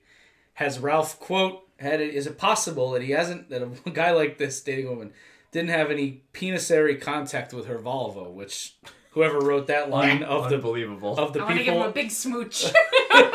So funny. It's a great malaprop. And it's so good. It's up there with Mofo. For more food. Another just quote, penisary contact would have been enough, but penisary contact and vulvo in the same thing, just... fucking slaughterhouse funny. Another candidate in this scene for the quote for the episode I almost chose was when Tony says, "Is everything about everybody really about their mother?" Which brings us to something Jordan mentioned in our pre-show. We have to talk about Ralphie and his mother. Yes. I want to hold that conversation until we get to that scene later on in the back of Crazy Horse. But yes, she mentions the idea more than likely he had a controlling and domineering mother who would express herself who loved him but would express herself through humiliating or abusive acts. So let's come back to this, because it's going to come back. Tony hears it. What we did, we did a callback to my appearance on University, but I do want to kind of take back my theory a little bit based on really listening to what Melfi had to say. And like, it doesn't have to be deep-seated, homosexuality or anything like that. And something like that can make you hate women so much. You know what I mean? Mm-hmm. So I don't necessarily believe that exact, but the paraphilia, the mother, all of that, very, very, we'll go into that deeper. Tony calls Valentina, hangs up, can't bring himself to do it. He has to know specifically. Melfi says, it sounds like you're asking me for specific information that she is just not qualified to give. Tony knows somebody who might have something. He has an expert. Mm-hmm. Totally normal, appropriate conversation to have with your sister. But by the way, a Mist of Avalon-like quest going to all these strange women trying to find out certain things, by the way. Ah, wow. Hey, maybe that book was more interesting than I thought. He's on Arthur's journey. This scene is so sad with Nucci and Paulie. I want to go home. Come on, you got to sit up. I even got Nucci a card from the gift shop downstairs. I cared enough, and I sent the very best. And she starts crying. I have to laugh, but it is sad. Well, it's just because she's so cute. Yeah. And they make me eat all alone. Paulie is just devastated, as anyone would be if their mother was this sad and having trouble adjusting and finding friends. Well, and eating alone is like an Italian cardinal sin. Right. No, you don't eat alone. Yeah. Mm-hmm. So Paulie he has to escalate this, is the point, by when she's just weeping in front of him and won't even sit up. Cut to Naples, Furio and his uncle. I like this guy. Very funny. Yeah, I like this guy who's Furio's uncle. First of all, he's half his size, so it's a great sight gag. But where did they find him? Yeah, like really cool actor. I like this guy. I like one of the translations. It's like he lived a full life. He had a lot of women. That's all that matters. Yeah, exactly. That's the measure of a man. Yep. That's all you can ask for in life. And we've had confirmation from some of Furio's behavior. Him calling her in the car, tucking his glasses away and saying, I might have left my glasses there. There's a pretty picture of you. So we've had confirmation that this is mutual, but this is concrete. I love this one. Yeah, he just says it. Yeah. I'm in love with the boss's wife. Are you a don't be a Stroons, he tells the guy. Don't be an idiot. He had started off telling him, don't worry. Yeah. My brother had a lot of women. Yeah. But this, yeah. Whoa. All the crazy shit I did in my life. I never fucked the boss's wife. They find out everything, these bosses. And then he... True. Correct. And then he gives the... Then he lays it down in very... And I love this, because this is like... He gives it to him in like the old-fashioned literature sense. If you want the woman, you have to kill the man. That's the only way this is going to work. You either find a way to fucking forget about it, or kill him. That is some cold Italian mobster shit. Yeah. But it's also true. It's also true. Right. There is no third option. Tony will find... Everything he says is true. Yes. Tony will find out if that happens. Mm-hmm. He will be killed. Yep. This is life or death now. Yeah. Oh, yeah. This is life, death, it's love, it's This is operatic. This is great shit. But Furio says, this I know. So he knows what choice lies ahead of him. He needs to either find a way to move on or kill Tony. That's it. There's no third option. Cut to Mario Batali's ponytail, which Carmela's in Fantasyland. This whole thing remains a fantasy, even though we know it's meaningful and mutual. Whereas Tony's affair becomes real and it remains shallow and self-serving. Mm-hmm. Mm-hmm. Now let's talk about this scene in the back. We're going to talk about Ralphie, his mother. Ralphie's in the back of the Crazy Horse. In the back of the Crazy Horse. Yeah. A place called the Crazy Horse. Ooh. Yes. He's admonishing Adriana about the fact that she should know he likes a bunch of olives in his drink. Which she shouldn't know. Yeah. You should know your regular customers take your drinks. The regular customers are the ones who pay. Yeah. Love her response there. Yep. Tony brings up Valentina, never been fucked so long or so good. Aid brings back a bowl of olives. And, you don't have to be snotty. As my dear departed mother would say. Was it his mother? Did he say? Yeah. Oh, yes. You catch more flies with honey than you can with vinegar. And then she says, I always say you can tell everything about a man by the way he treats women. Never let yourself be talked down to by a loser. After he puts cash in her pants. After he puts cash in her pants and she throws it back at him. Yeah. Ralph hates women, and this is the women in around him who aren't paid whores or the Gumar flavor of the week know this about him. It's not a secret, obviously. And Tony comes armed in this meeting with the knowledge he has from Melfi, right, about what he believes Ralph's past to be. He asks about Ralph's mother. We're going to talk about this beat, and then let's get into it. how does he bring up the mother? He asks. Ralphie mentions his mother. Ralphie mentions his mother. And then Adriana leaves, and Tony follows up, and he says, she had her demanding ways. And then, does your mother ever... I gotta go. That's as far as the whole conversation gets. Ralph doesn't finish the drink that he was very particular about. He doesn't eat any more of the olives, which Adriana brought him the entire bowl. And he goes off, and his departing line is another cute line, right? the Mambo Queen awaits. Right, after the Mambo Queen awaits. For Ralphie, I'm sorry, I'll just say this really briefly. For Ralphie, this is different, but Valentina, it's exciting for Tony. For Ralphie, it seems Valentina might actually be part of a face that he is putting on. Oh, for sure. I've never been fucked so long for so good. We know that's not precisely it. It's not true at all. This is the woman on his arm who everybody looks at like, oh, she's beautiful and she's fun. She plays these jokes. But for Ralphie, it's like, I'm looking normal. Right. So, it's great to have Lily back on this episode because the last time we really meaningfully spoke about this was University, so we can kind of pick up where we left off. Sure. Yeah, Ralphie's a man in a mask, but what's funny is there's a lot in common with the masked man and the man underneath. He hates women, right? That is on the surface, but now we're kind of starting to get at maybe why that is the case. Melfi has it exactly right in one, right? She says it's the mother, right? And Tony has to push not hard at all on that button for Ralphie to snap right up. It's not even I'll make a joke to divert. It's not I didn't have a great childhood, let's move on. It's I'm out. Yeah. That's deep. That means it was really bad. Yeah. Whatever it was very bad. So I'm going to assume, though of course the show never gets a chance to confirm this, at least as far as I know, I'll assume that Ralph was the victim of horrible child abuse. Probably, it had to be horrible. Or probably horrible sexual child abuse, right? This one simple beat and how fast he shuts it down and just gets up when he was sitting there comfortably. Yeah. Says it all to me. And not only has his ability to be sexually aroused been altered, but also just he's been getting revenge on women for the rest of his life now. Seems to be some of it. Yeah. It's hard because this is a character, Lily was here for one of the last beats where we saw this. This is a guy who's caused tremendous pain for people. He beat this woman to death out of sheer petulance. And if we are a pregnant woman who was about to be a mother. Ah, yes. Right. A woman who's about to be a very bad mother. Yes. Mm-hmm. Right. And who abused her own kid with cigarettes. She Tracy claimed it might have been Ralph's kid, but now I kind of subscribe to what Lily was saying. That was probably not his child. Yeah. There's no way to know for sure. Yeah. Well, I just don't. I'm not sure about vaginal penetration for him. Correct. Yeah. And here we're talking about which is Yeah. Right. Here we're talking about what Ralphie went through as a child, his own trauma. And sadly what has led him to this place where he is now very clearly exacting trauma on other people. Yeah. Dark stuff, but interesting stuff, but dark. Back to Green Grove. The episode is cascading, or climbing rather, to its conclusion because nothing gets released in this episode. This is one of those a ramp episodes. I'm going to start calling these ramp episodes because nothing resolves really. Everything just gets closer to a boiling point and doesn't quite get there, but... Right. We're spoiler free, but we can say that the narrative is building to something in the next episode that explodes. Yes. Yeah. So, we're back in Green Grove. We had this conversation earlier, but the director there, social director, talked about it being high school with wheelchairs. Yeah, it's high school revisited. Yep. It certainly is.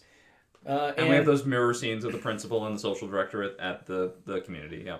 And Paulie asks a fair question. This place is expensive. All right, I'll talk to her, but what are you going to do for us? What we pay here? And this woman explains it from her perspective, what she's seen and probably been told and has looked into it. She cries a lot. Like Paulie's response, she's got a big heart.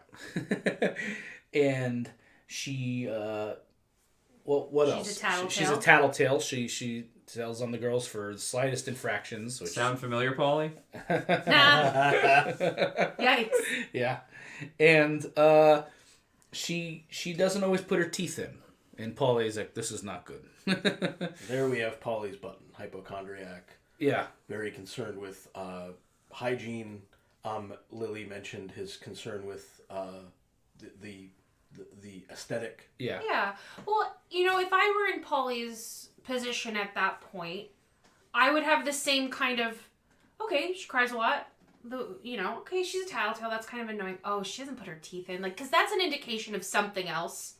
Either because people put their teeth in. So why, right? Is she not well? Is she not comfortable? It's kind of like, forgive the analogy, but like, a cat is well when they're taking care of themselves. They clean themselves, they eat, they're doing things. And the same for a human, right? If you stop taking care of yourself, people take care of themselves. So something is wrong if not. And For sure. teeth is a very easy way to know that something's not right. Yep. We'll come back to it. We'll see how Paulie reacts to this. Tony's on the phone. He's taking 2 phone calls at once. Valentina again. He's also chewing out Chris, still micromanaging, even though he's trying to lay back, but he hates laying back, so he has to constantly be chewing out Chris about something. And Valentina wants to just meet him to tell him something. She has some news. Meet me at Coach House on Route 21. I know right where that is. I pass it frequently. Cut to a very quick scene. I would love to know what you would do if you were teaching a class and all of a sudden your principal was being chased by 2 obvious mobsters. Right. I through mean, the hallway. we would call the police. Yeah, would they be doing it in broad daylight in front of 17-year-old eidetic memory witnesses? Right. Who probably saw their fucking car pull up. It's not the best idea in the history of the mob, but Right. Paulie's very emotional. Yeah. Also, just a funny scene. Yeah. Hugely It's, funny. yeah. Kind of weirdly satisfying in a way to see this kind of shitty principal get chased down. Also funny because I think in Paulie's mind, Paulie, who's not very mature, is like, well, high school problems call for high school solutions, right? Yeah. Go beat this guy up in front of the school. That is funny. And so then these 2 convene at the bar. Tony's having a Diet Coke, which is, we love Diet Coke. No offense to Diet Coke. Big DC fan. But that's a signal that's also a signal I'm not having alcohol. This is, what do you have to tell me? This isn't a romantic bar date. Right. I'm having Diet Coke and you're going to tell me what it is you have to tell me. So Tony's trying to make it clear that he's not moving forward here. You know what really got Avion or whatever. Whatever. Yeah. Correct. She's funny. Yeah. She mentions that she's broken up with Ralph. And last night he brought out this leather mask, and Tony's like, all right. Yeah.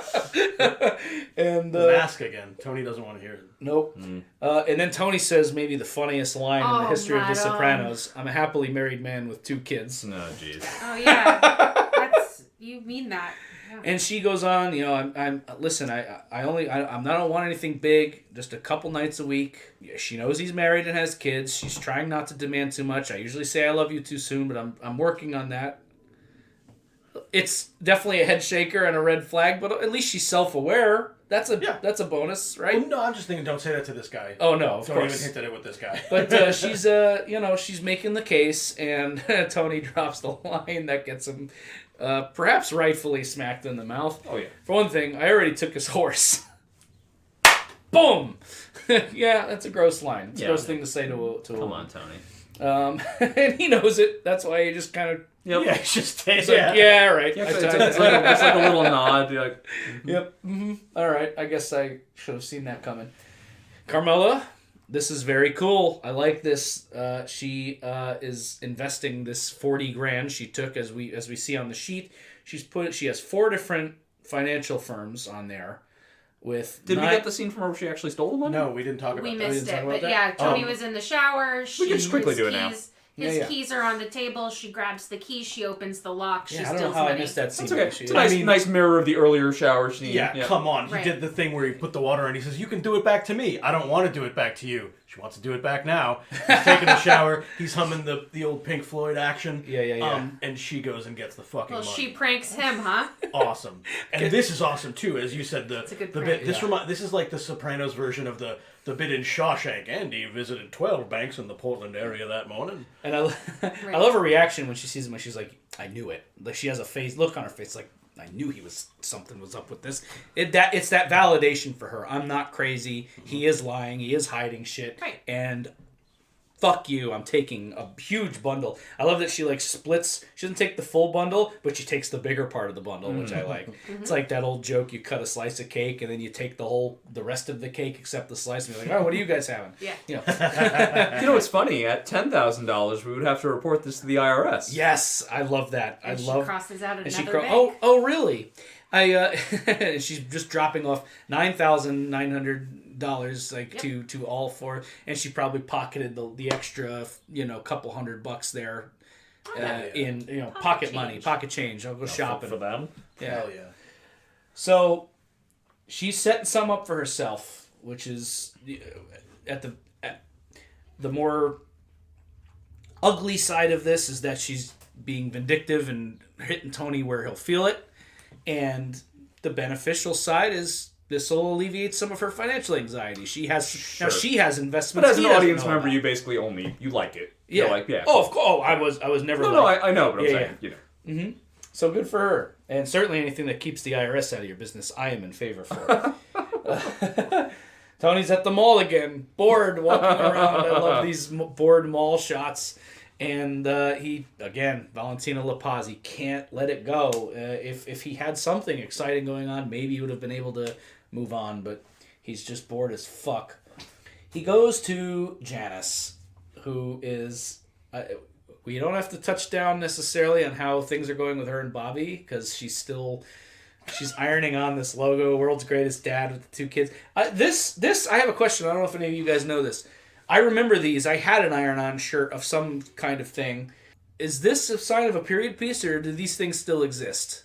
These iron-on logos. Sure I remember that was a still big thing exist. for a while. Iron-on letters are easy to find at any craft store. Really? Yeah. Okay, I wasn't sure if this is I don't know showing that its... people are doing this as much anymore. I'd But say not as big a deal. I remember you used to be able to go to, well, funny enough, I remember you used to be able to go to the mall, and like there would be these like middle of the aisle mall kiosks that would put your kids on shirts. I don't really see those But anymore. about this year, I was doing stuff like this. Yeah, this was big around this time. That's why Yeah, it I made would me say think so, like... too, I, for me. 20 I, years later, it's not as I big made my a own DIY graphic project. tees and Yeah, things yeah, like yeah. that. I feel like now as a kid you would just like put your picture online into a website and Sure. print out a you shirt or upload something, it, and they send it and to they you would in the send it mail. to you, yeah. We didn't have that. In my day, dying on your own picture. But yeah, she's still playing the concerned woman for Bobby and trying to make that happen. She's doing better than he is. Oh yeah, Mm-hmm. One of them's making an effort. yep. Well, and in some ways, listen, I hate Janice of Bobby because I love Bobby, but like,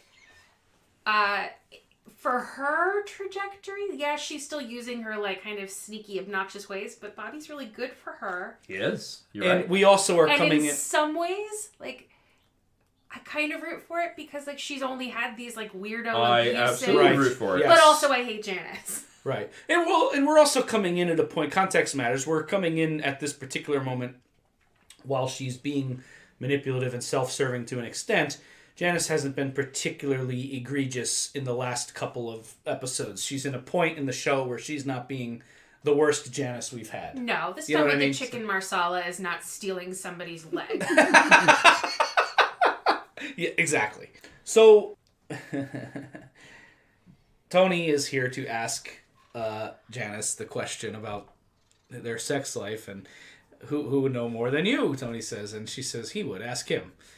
And I actually Tony, love how she handles this conversation. Yeah. I find this conversation insulting. And Tony goes, here we go. At which point he sits back and is just waiting It's for the number. very his girl Friday, like back and forth type dialogue, right? I find this conversation insulting. Oh, but I really want to know. How about $3,000? I thought it's a number you'd say yes to. Oh, okay. Yeah. It's just like I really like that. And Yeah. she picked the right number. These two know each other so well. This is I fun. thought it was a number you would say yes to. Yeah, you're Well, right. you thought right. Yep, go ahead. And So then I like... that's what I wrote down. I was like, this is what fidelity is on this show. Yep. It's like pick a number. That's also what Janice's apparent outrage is. Yeah. It's And- the first gambit in the negotiation. And she says, what have you heard? And he says, you pay me $3,000, I'll answer your questions.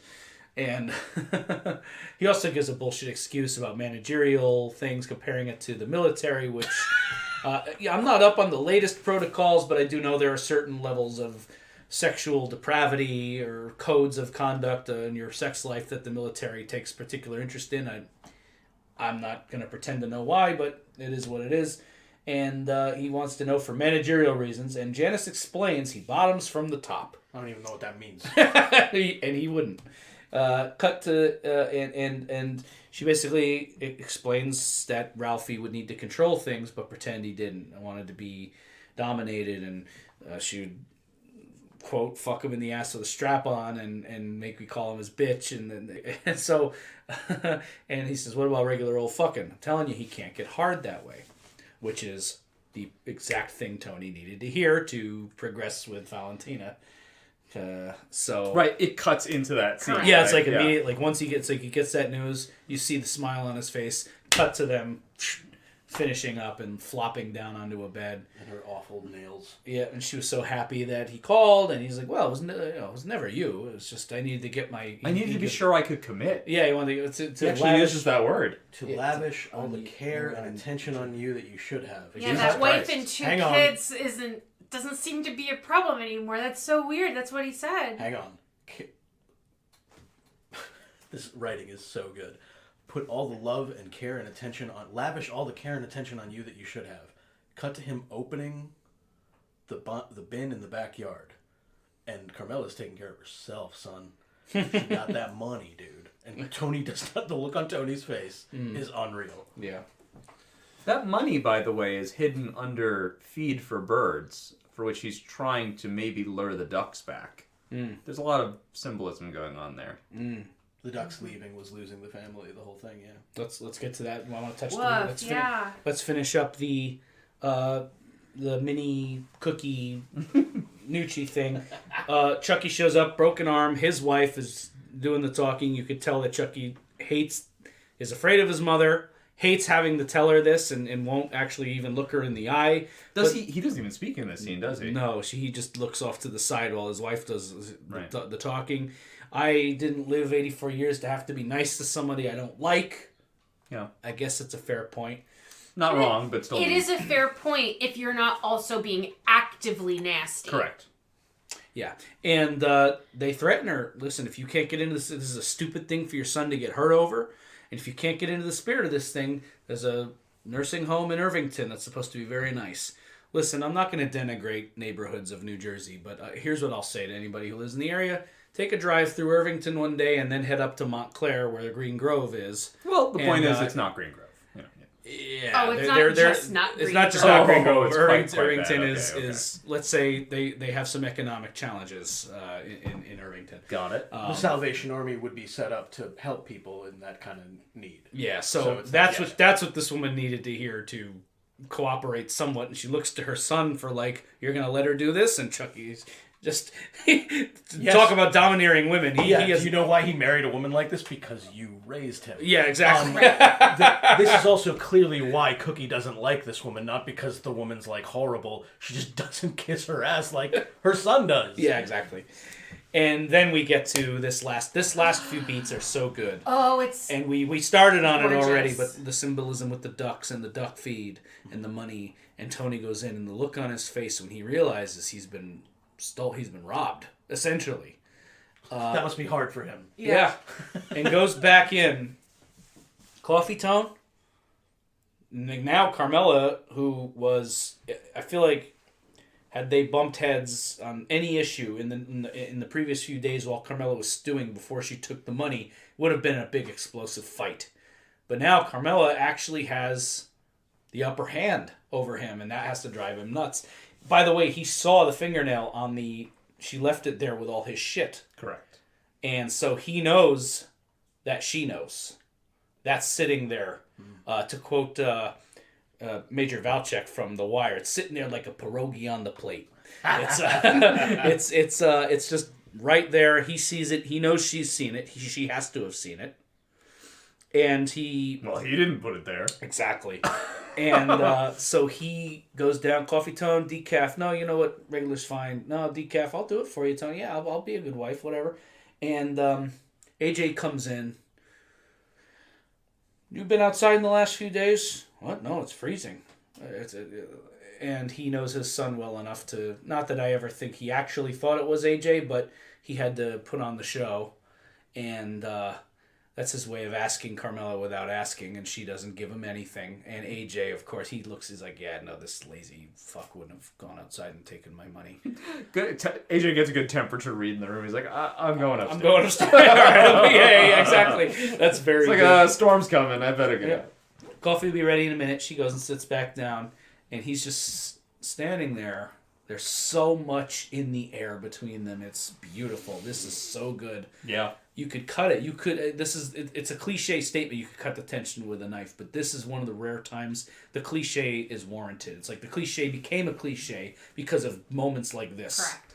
You could cut it. They're staring at each other. You got Probably anything? why it doesn't need much dialogue. Right? Exactly. Yeah. Ain't something on your mind, Tone? Anything you want to talk about? No? And that no is so loaded. He's like, he wants to press it so bad, but he knows that he can't, and she knows that he knows that he can't, because the subtext here is we can keep going on living our lives, living our separate lies, or you can bring this up and let's go, get the boxing gloves on and let's do this, or shut up and pivot. Which is the same, ironically, in a dramatic sense, the same thing that Furio is confronted with. You either shut up and move on as if everything's fine, or you get the gloves and let's do it, because... She figured out how to bottom from the top. Very nice. Nicely done. Yep. And with that, Very good. we are taken out. Stalemate. Final thoughts on mergers and acquisitions. Hell of an episode, and I can't believe how much joy I got about talking about this one, especially when, again, like I said, when I was like 14, 15, whenever this was on, and watched it for the first time, I was like, get to the violent stuff. But this episode is so good. I really loved it, and I enjoyed talking about it with you guys. Any final thoughts before we bow out here? Yeah, I had a colleague who was fond of the saying everything's a trade-off, which was the title we chose for our episode today.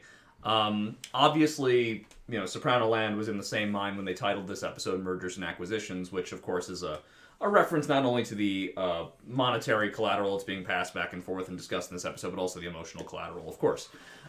Relationships, people, and money, right? But it's so true of any lifestyle choice in this episode. You put your mother in a nursing home so that she would be cared for so that you don't have to care for her. But that's a trade-off, because you also have to be able to manage this thing from the outside and make those bargains, right? Or how about this? This is much more direct. And I'm speaking from a man's perspective, because that's obviously the perspective I have. The trade-off you make in life, that you hope to make in life, is that you marry a good woman, right? That's what every man, I hope, hopes to do, is to marry a good woman. And the trade-off is that you will no longer be able to just go out and have sex with somebody. Right? You'll no longer be able to be sexually promiscuous or whatever. Or the trade-off could be that you marry a woman who is good but not beautiful, right? Or you marry a woman who is beautiful but not good, right? Is it like the pizza? Yeah, well, a bit, right? You can't have it all, in other words, right? Everything's a trade-off. Nobody gets it all. You don't get to put your mother in a nursing home and get her to have a perfect life, Right. You don't get to fuck the beautiful mistress and have no problems in your marriage to your wonderful wife. But also on the same token, you don't really get to be with your good wife and then have all your desires for everything else disappear. You don't get to sit back from your mob business and be totally satisfied that it runs itself without you, right? But you also don't get to run your mob business free of danger, right? Everything's a trade-off, and Tony is having or all of our characters, but Tony especially, really a hard time navigating this world of what can I trade? How much am I comfortable trading, and where is the balance? Tony can't stand to be bored for a second. Clearly there are issues of balance going on here. It's just the episode is infinitely interesting, so much so that I feel like we could even keep talking about it. Yeah. I'm not going to top that. What Jordan just said. Let me only add that, again, something is striking about watching this episode 20 years ago, not feeling like there's a ton to it, and yet we've been talking for 2 hours. Yes, I could keep going. I'm completely invested in this conversation. It speaks to the intelligence and capacity and compassion of everybody in this room, but also the depth and the writing of the show and the acting and everything. My job on this podcast is to play by play and keep the episode walkthrough moving. And there were many times there's more to be said. And what I find particularly fascinating about this episode as a final reaction is all of our best conversations on this episode happened around scenes where not particularly much was going on in terms of busy action. Two characters having a coffee in the kitchen. And it prompts a 10-minute discussion.